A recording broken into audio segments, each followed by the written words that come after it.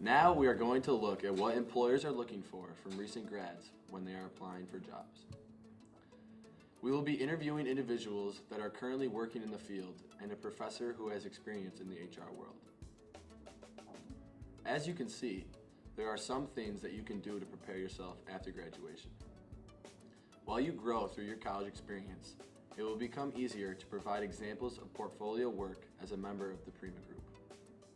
The content for your portfolio will grow with time through the interactions and responsibilities that the Prima Group provides.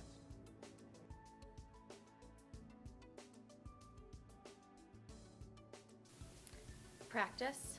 Practice makes perfect. Know yourself, know the company that you're interviewing for. Make sure that your portfolio is pulled together and you have different versions of it. One that speaks to one audience and one that speaks to another, and make sure that you are prepared.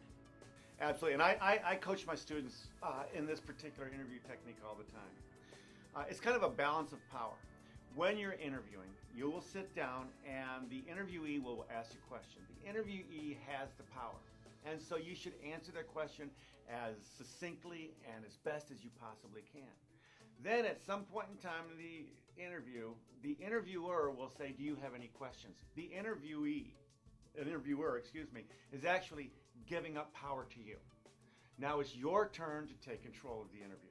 At that point in time, you ask them, what are you looking for in the perfect job candidate? What skills, what abilities are you looking for? They'll tell you. You write it down. Tell you another one. You write it down. And you continue to say, yes, I agree, I agree. And then once they write down those skills, or once they tell you those skills and you write down those skills, it's up to you now to show how you have demonstrated that skill. If you can do that, if you can say, what skills are you looking for? And they give you 3 skills that they're absolutely looking for. And you can demonstrate in that interview that you have those skills and that you demonstrated those skills. How would he go with anybody else? It would be your job. Now, oftentimes, you're not going to close right away in the interview. You're not going to say, well, okay, can I have the job? So what I suggest is, at the end of the interview, you can say, as you can see, I've demonstrated the skills and abilities in which you require for this job. Now, I know you've got a lot of people that you need to see, but after you see them all, I'd really like to have a second one. Basically, when I'm interviewing, I just want to know that the real person, the person in front of me, is coming out. And so I don't want to see, hear the canned answers. I just want to know that I want to know who this person is, and so basically it doesn't come down to technique, but to have that come across, you generally want to see some confidence.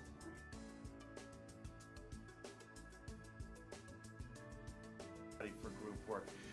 The thing about it is when we pool employers throughout these area and we ask them, what are you looking for in a candidate? What are you looking for in a graduate?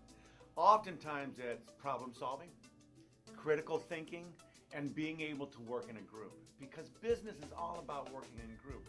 For instance, if you're going to have a launch team, a marketing launch team, you're going to have a group work on it. If you're going to have a recruiting team, you're going to have a group working in there. So you're not just going to launch a product, you're going to have a group that does it. So it's not individual anymore.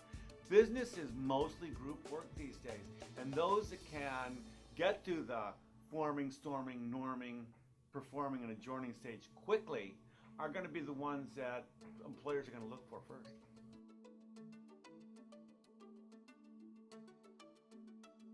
One thing I'd suggest is if you want to get into advertising, spend a lot of time on coming up with an amazing portfolio. Make sure that the ads are relevant and that there's a lot of very good thinking, very creative thinking that's grounded in great strategy.